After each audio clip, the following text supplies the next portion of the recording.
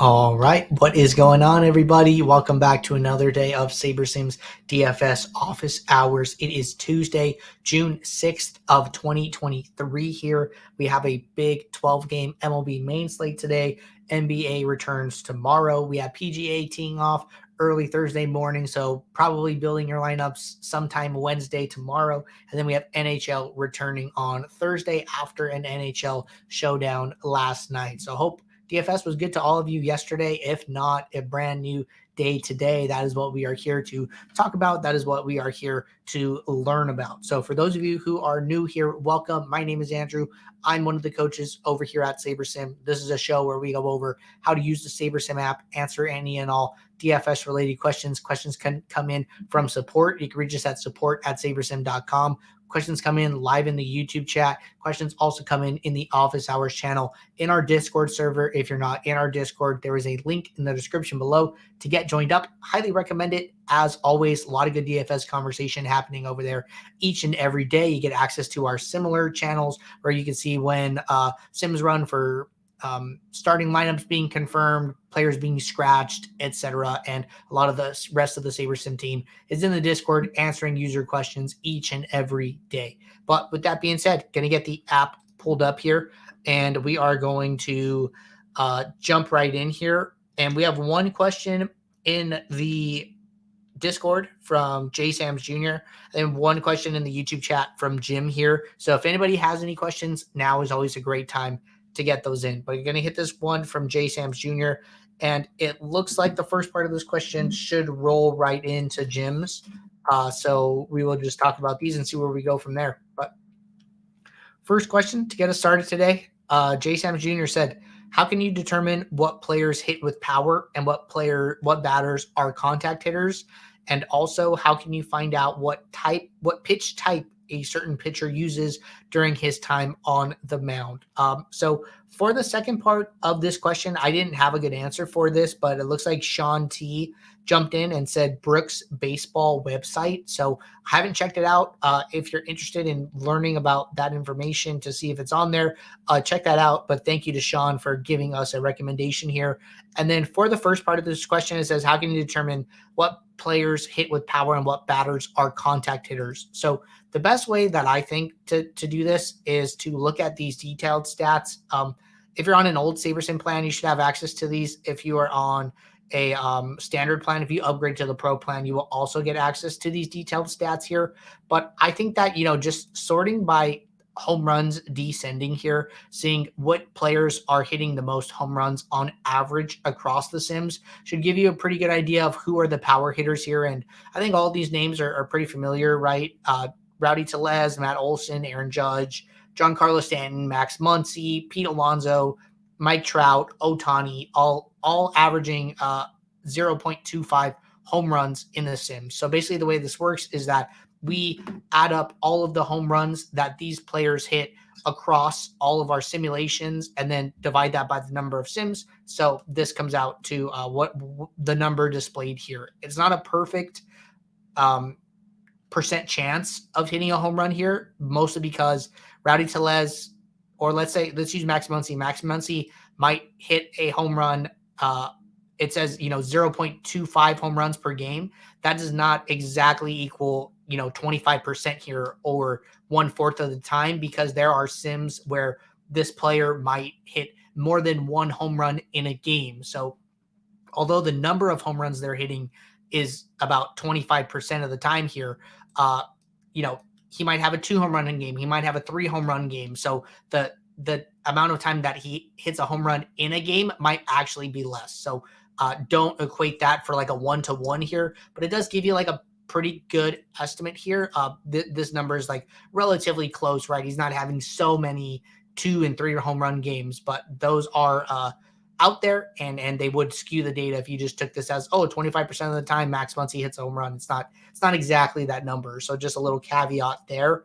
And then, conversely, I think that, if you sorted inversely here by home run, and you could see, who are the least likely to get a home run, and then you could see, what some of their contact rates are. I think singles is probably a good estimate here. So when I see Stephen Kwan at 0.04 home runs, but a 0.78 singles here, I would say, oh, he's probably like a very contact hitter here, right? And then I think using some of these things in conjunction, Pablo Reyes has about 2 less projected points than Quan, and then a lower singles rate here from 0.78 for Quan to 0.56, right? So that just tells me that Reyes is probably just not as good of a hitter in general here. I would say the next like probably contact hitters are Estri Ruiz and looks like Jose Abreu here, right? And Jose Abreu has just had a tough year, has only hit 1 home run, I think, with Houston. So, historically was a much more of a power hitter with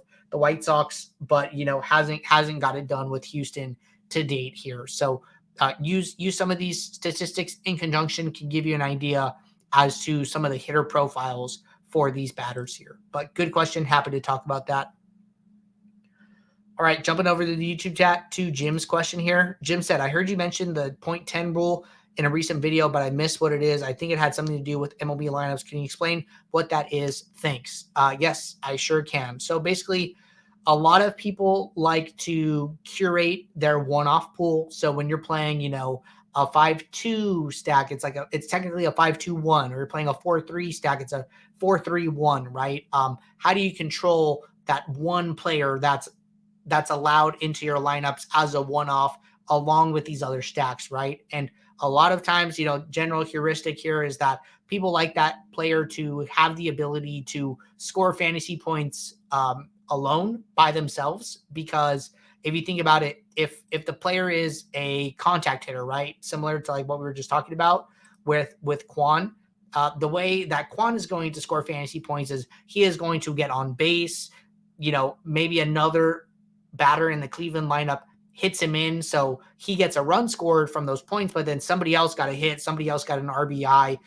The way that Quan usually does good is in a team environment, right, is where multiple players on Cleveland are doing good, as opposed to somebody maybe like Pete Alonso. The Mets might only have 4 hits in the game, but Pete Alonso could have one of those hits for a home run. And if you give Pete Alonso 14 points, that puts him well above his projection of 9 points here. And so although the Mets didn't do good as a team, Alonso did well enough by himself to meet and exceed his fantasy point projection here. So a lot of times people like to curate their one-off players by saying like, hey, I want my one-off players to be more power hitter type, have the ability to get it done by themselves. And then that actually works really well if people are stacking that team and you're only playing, Pete Alonso one-offs. You have a big edge on those other players who are stacking the Mets, who have, zeros or 2, 3, 4s in their lineup, right? So the one way to do this is you use a if-then rule. So it's a group automatic rule. And then what you say is if at least one player, you group by team, who has a home run expectation less than 10%, then use exactly 2 players on the same team. So what you're saying is like, hey, if I have Steven Kwan in my lineups, I want to make sure that this lineup has at least 2 other Cleveland batters. So I never want to play Steven Kwan as a one-off. And that goes for all players under that stat requirement, right? So you would play the first player that you would play as a one-off would be Casey Schmidt here in this example, right? And you would leave all these other guys in one big group where they had to be played as a stack. So that is one way to curate your one-off pool here. That is the point of this rule. You can make it as aggressive or as less aggressive as you want here. So what I would say is that, if you could see these detailed stats, look at them, see what they look like, and then figure out a cutoff point where you are happy with that rule. But that is the point of the rule. That is what the rule is trying to accomplish. I think all things considered, it's a fine heuristic here and gets the job done. I think a lot of users have been happy with it. When I played MLB DFS, I generally turn this rule on and kind of set it and forget it. So really good question there. Happy to touch on that. But we are all caught up on questions at the moment. So as people continue to roll in here, hello, everybody. we are caught up with questions in both the Discord and the YouTube chat. If anybody has anything on their mind, chances are somebody else has that question on their mind too, and they haven't asked it. So, take that initiative, ask the question, and do the community a service. But while I wait for any more questions to roll in here, I just want to let you guys know that if you guys are not playing over on Owner's Box, you guys should be. We partnered with Owner's Box at the beginning of the MLB season. We've been really happy with how that's been going. The contests on Owner's Box tend to overlay frequently. They'll either be full overlay, no rake, or reduced rake. Very important to take advantage of those. Also very important to play some of the softest contests that you can find, right? We just released a pro video today with Jordan and Chris. And if you're not on the SaberSim Pro plan, that's one of the great reasons to be on the SaberSim Pro plan, is to get access to the pro exclusive content. But one of the big sentiments in there was playing soft contests, finding soft contests with opponents that you are much better than, right? So I think Owner's Box is a great example of that. Playing on Owner's Box, a lot of the competition is softer than what you're going to find on DraftKings, FanDuel, and Yahoo. The prize pools are smaller, but there's still money to be made over on Owner's Box. So take advantage of that. When you use promo code SABER or SaberSim when you sign up, you can get a $500 deposit bonus, and we will track your entry fees, and you can earn SaberSim credit just simply from playing over on that site. So if you look at these entry fees here, so if you get $3,500 in entry fees, you get a free month of standard, $5,000 in entry fees, free month of pro. Each time you cash in on this, we will reset your tracking to 0, and then there is no limit on the amount of credit that you can earn here. So take advantage of this promotion while it lasts. But all right, everybody, no questions coming in today. I know Tuesdays tend to be a little quieter, right? No golf yet. No NBA, no NHL today. So just baseball. But if you guys are building lineups throughout the day, question pops in your head, drop it in the Office Hours channel. Let it sit there until tomorrow. That gets us a steady queue of questions to get rolling with at the beginning of this show. But until tomorrow, take care. Good luck in your contests. I will see you all. Thanks. Bye.